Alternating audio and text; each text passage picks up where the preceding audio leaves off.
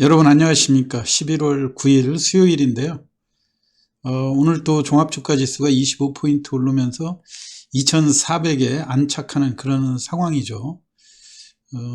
최근 그 증시가 금리 인상이라든가 또는 해외 증시 동의의 약세 영향하고 그 다음에 강달러 현상 이런 것들이 복합적으로 어우러지면서 장세가 약한 그런 모습을 보였었는데 유독 우리 시장이 회복력이 강하게 일어나는 그런 모습이죠. 그동안 낙폭과대주들 중심으로 해서 본격적인 매수세가 확산되는 그런 모습들인데요.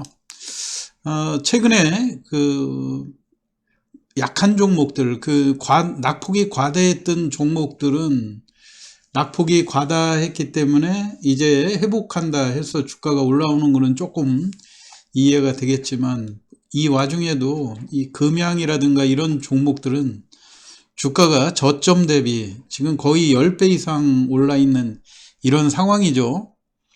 지난 7월 달 초만 해도 어떠한 뚜렷한 이슈가 부각되지 않을 때 주가가 4,000원대에 머물러 있다가 단계별 상승을 거치면서 오늘은 무려 4만원대까지 도달하는 그리고 통상적으로 이 고점 부근에서 윗꼬리를 길게 남기고 주가가 조정을 하게 되면 대부분이 그 손바뀜 그 고점의 물량을 매도하는 그런 세력들의 증가로 주가가 장대 음봉으로 전환한다든가 하면서 조정의 신호를 보이는데 오늘 같은 경우는 특이하게도 고점에서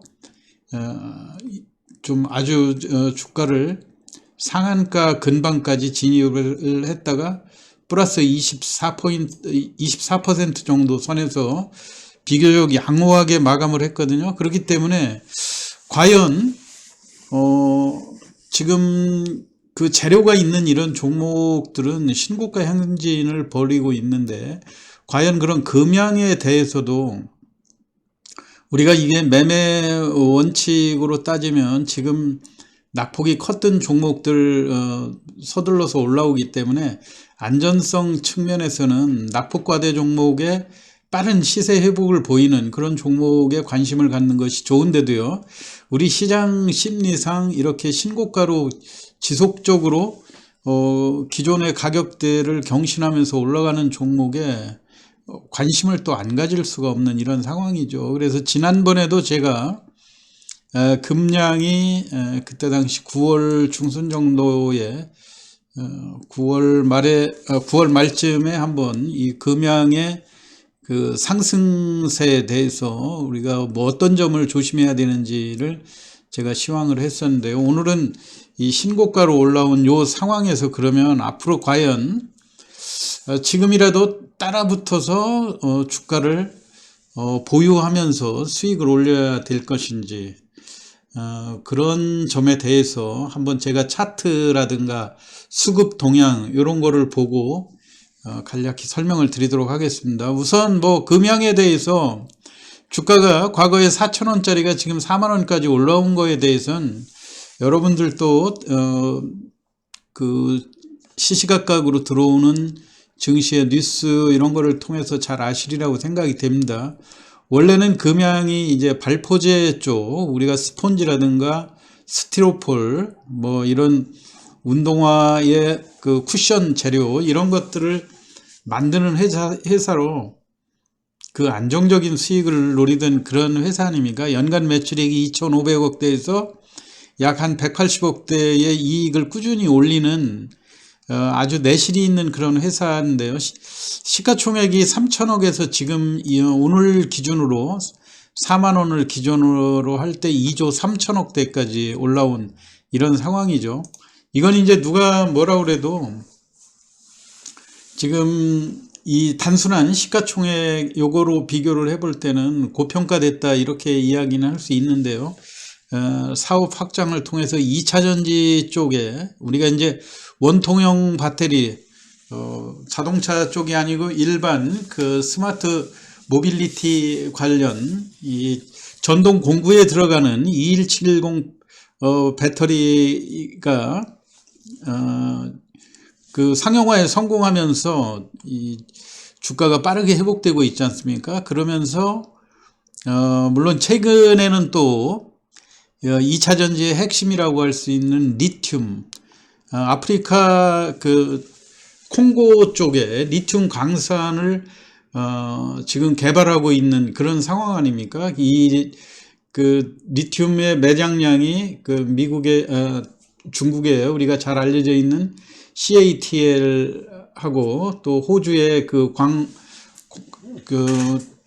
광산 전문 그 탐사 회사가 지금 하고 있는 이 부분에 금양도 그 매장량이 상당할 거로 지금 추정이 되고 있는데, 오늘 비로소 이 또 뉴스가 나왔죠. 267억을 투자하기로 했다.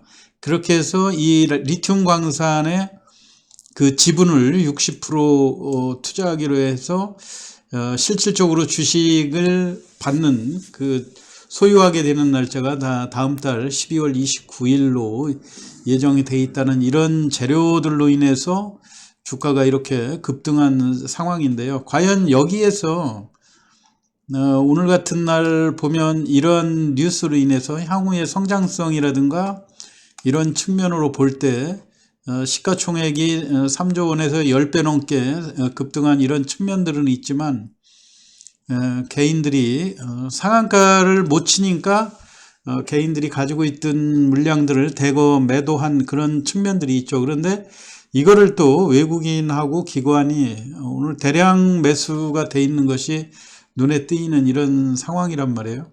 그래서 이제 우리가 이런 경우에 과연 그 이후에 이 종목에 대해서, 금양에 대해서 매매를 어떻게 해야 될 것인가, 이것이 이제 관건인데요.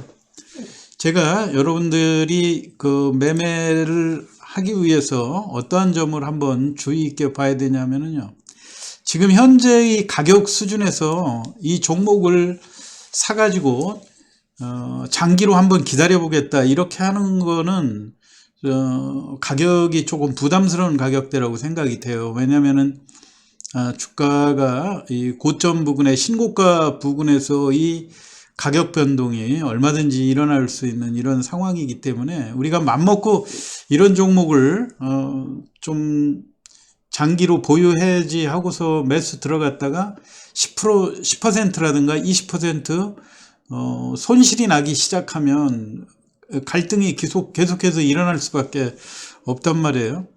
그렇기 때문에 실질적으로는 이런 종목을 지금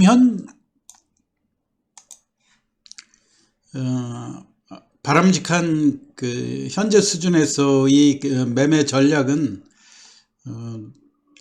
이 장기로 보유하는 것보다는 고점 부분에서 흔히 있을 수 있는 주가 급등과 급락이 충분히 나타날 그런 가능성이 상당히 큰 그런 상황이거든요. 제가 지금 차트상에 우리가 그 금양의 특징을 한번 자세히 한번 확인을 해보면, 지금까지 바닥권 4,000원대에서 10배 이상 올라오는 이 과정에 뚜렷한 음봉 출현이 없다고 하는 점이에요. 이게 대개 이제 바이오 종목이라든가 어떤 임상 3상에 들어간다고 해서 발표하는 시점에 고점을 찍고 주가가 크게 밀리고 하는 그런 패턴들이 많은 반면에, 이 금양 같은 경우는 우리가 지난 상승 초기에서 볼 때 1단계 상승을 하고